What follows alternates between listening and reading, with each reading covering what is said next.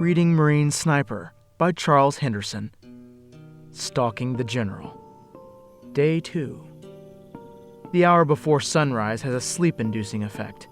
Nearly any soldier who has had to remain awake through the night will testify that the worst hour, when fighting sleep poses the greatest challenge, occurs when the night is darkest, coolest, and quietest, an hour or so before dawn. Hathcock had to rest, but he could not afford risking sleep. In the past months, he had taught himself to nap, yet remain awake, his eyes wide open. He did not know what sort of self-hypnosis made it possible, but he always felt very rested following one of these 10-minute respites. The flickering light from a small cooking fire caught his attention and brought him out of his catnap. "Those dumb hamburgers," he thought. "Another time in another place, and you would have been mine, Charlie." An iron pot filled with boiling water and rice hung over the fire. 3 NVA soldiers squatted nearby, sleepily waiting for their breakfast to finish cooking. They manned the Quad 51 machine gun position on the left flank of their compound. A narrow trail through the grass led from the compound, passed next to the machine gun nest, made a sharp left turn, and then led arrow straight to the trees. Lights shone through several windows of the main house. Carlos supposed that it had been a French plantation in years past. Inside, the short, graying general leaned over a porcelain bowl filled with cold water. The old officer's brown uniform rested neatly on hangers hooked to a peg on the door. Gold clusters and braids shone on the uniform's wide, red shoulder boards and on the broad red patches sewn on his collar. In an adjoining room that had been made into an office, the general's aide-de-camp huddled over papers, shuffling them into order for the old man. They would inspect a battalion today. The day before, the general and his entourage had walked the perimeter, inspecting the security of his headquarters. He had found it satisfactory. Hathcock had seen him, but the old man was too distant from the Marine sniper's firing point. Now the sun fully lit the new day. In the distance, Hathcock watched a white car pull away from the house, drive up the trail, and disappear into the tree line. "Old man's gone for a while, I reckon," he told himself. "Good. That means that those guys will really slack off." By late afternoon, Hathcock had put 500 yards between himself and the tree line. More than 20 hours had passed since he had left the jungle's cover. Just before sunset, the white sedan drove up to the house and stopped. Carlos watched the indistinguishable figures walk toward the door. "Just keep it up, Homer, you and your hot dogs. I'll get you." The evening security patrol began its first tour of the perimeter. 10 NVA soldiers fanned into a line and began closing in towards Hathcock. He stopped his oozing worm-like slither and waited. He watched as the soldiers approached him in the dimming light. It could have been worse, Hathcock thought. They could have come before sunset. After lying flat in the dirt for 24 hours, Carlos had attracted a following of ants. His body ached from hundreds of small lumps left by their bites. He wondered if enough ant bites could eventually kill a man. Sweat poured into his eyes as the enemy patrol came on. "Here I am getting the heck stung out of me," Hathcock thought. "My body crawling with critters lying here, can't move, and here comes Homer and his friends. I'll probably crawl all the way up, kill this old muckety-muck, and then when I try to leave, I'll die from all these critter bites. The ants will cart off my bones, and I'll wind up MIA forever." Carlos watched the approaching patrol. He could see only 3 of the soldiers now. The remaining 7 were on his blind right-hand side. He watched the 3 NVA riflemen plod closer and closer. "If the guy on my right don't step on me, I'll get by this one too," he reassured himself. But the soldiers were looking far ahead toward the tree line, and they were oblivious to the sniper they had just passed. Day 3. The sun found Carlos Hathcock 1,200 yards from the compound's headquarters, its doorways and windows now clearly visible to him. He watched as the soldiers relieved and posted the guard. "It's as though they're back at Hanoi," he thought. Over everything hung the calm air of routine. Throughout the day, he observed couriers filing in and out of the compound, reporting to the man with the red collar. The sniper kept to his steady pace. He could feel adrenaline surging at the thought that tonight he would halt and prepare to fire with dawn's first light.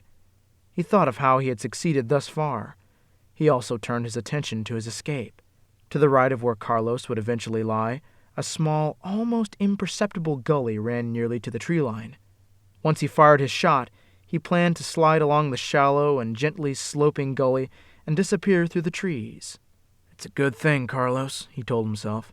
"These hamburgers are so loose here, it'll take him half a day to figure out what happened." Hathcock squirmed forward a few more inches, and then, looking ahead of him, his confidence faded at the same time that his entire body stiffened. The hunger which had wrapped his stomach in knots for 2 days vanished. The blood drained out of his face, and the whole world took a violent spin. He wanted to jump up and run. He wanted to scream.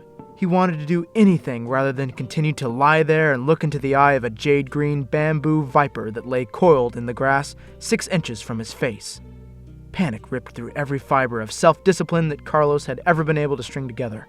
He felt numb as his eyes focused on the deadly snake's emerald head, its ruby-colored eyes evilly slanted above head-sensing pits. The snake was motionless, but the sniper felt his own body shaking. "Gotta get hold here," he breathed slowly. "Oh, goodness. Oh, what if he bites me in the face? Control yourself, he ain't bit you yet."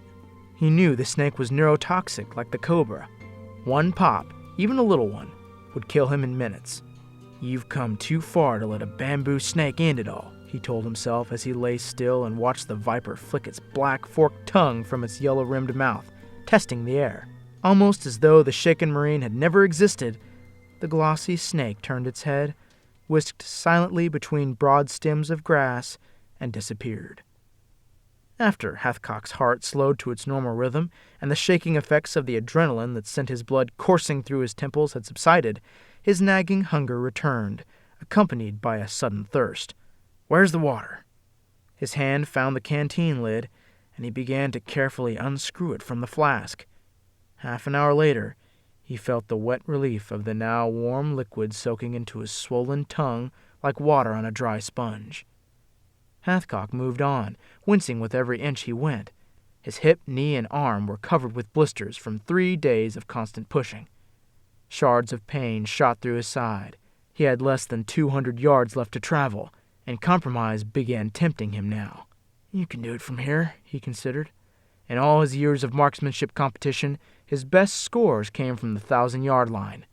"It's been all bull's eyes and V's from this distance," Carlos told himself. But in all his years of shooting, never had one shot been so critical. A second voice told Carlos, "Stick to the plan.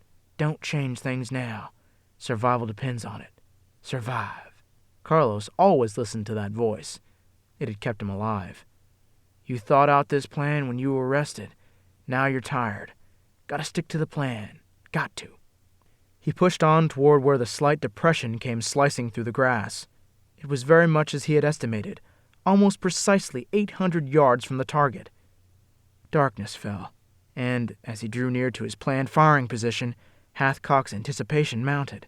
He versed himself on everything in these surroundings that might affect his bullet's flight. He was constantly aware of humidity, wind speed, and wind direction. The faint sound of men laughing caught his ear. He could imagine the North Vietnamese general and his officers drinking and toasting each other around a dining room table. That general had better enjoy himself while he still can, Hathcock thought. The Marine sniper watched as the nightly patrol began another round. They don't even consider a ground attack, he reflected. They're more worried about air assaults. Look at the bunkers and holes they've got around here. Everything's covered. The last guard changed as Carlos Hathcock reached the shallow gully he had spotted on aerial photographs, and that he had spent the last 3 days crawling toward. It wasn't even 6 inches deep, but it was wide enough for a man to lie in. The depression, which stretched 1,500 yards to the distant tree line, actually began here in the middle of the open field, and at its head there was a slight rise, on the backside of which Hathcock positioned his rifle. He unfolded a handkerchief-sized cloth and laid it down beneath the weapon's muzzle so that the gases the rifle expelled from the barrel when he fired it would not raise up dust from the ground and give away his position. Day 4. When the sun sent its first rays across the wide clearing, the Marine sniper's eyes already blinked through the 8-power scope atop his rifle, searching for his target. He had estimated the distance correctly. His experienced eyes verified the 800 yards to the walkway. "I've got to get him standing still with either his face or his back toward me," Carlos told himself. "Don't compromise." He watched for signs of wind, trees rustling, smoke drifting from the cooking fires next to sandbag gun positions, the waving of the grass and weeds between him and his target. But more important than these, he watched the mirage, how it danced and boiled above the earth and tilted toward the wind. From that he could calculate the wind velocity by dividing the angle of the mirage by 4. After determining that, he could multiply the velocity times 8, which represented this particular range in hundreds of yards, and then divide that again by 4 and have the number of clicks, or half-minutes of angle he would need for windage. The sun climbed higher, and sweat trickled down the sniper's cheeks. His eyes still fixed to the scope's lens, he felt his neck burn from the overhead sun that baked the ground powder dry and left the grass wilting in its heat. From somewhere behind the complex of bunkers came the sound of an automobile's engine. The white sedan wheeled around the bunkers and stopped short of the walkway upon which Carlos held the rifle scope's crosshairs. The driver waited with the motor running. "Here we go," Hathcock told himself. "Get a firm grip. Watch the crosshairs." The general stepped through the doorway, and Hathcock centered the man's profile in his scope. He waited for him to turn face on. He did. But as the commander turned and walked toward the sniper's sight, the general's aide-de-camp stepped ahead of him. "Dummy, don't you know that aides always walk on the left of their generals? Get out of the way."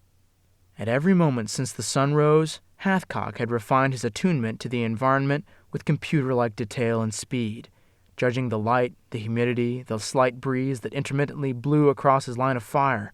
He factored in the now increasing heat and how the rise in temperature would elevate the mark of his bullet by causing the powder to burn more quickly when he fired. The air density and humidity would affect the velocity of his bullet, and the light would change the way his target appeared. Based on his estimations, he decided to place his scope's reticle on the general's left breast, in case the breeze carried the round 8 inches right. The bright sunlight warned the sniper to keep his aim high in the man's chest, but not too high, in case the heat raised the bullet's flight a few inches. The group of officers walking out with the general departed toward the side of the house. It left only the old man and his youthful aide. Carlos waited. The young officer took his place at the left side of his superior.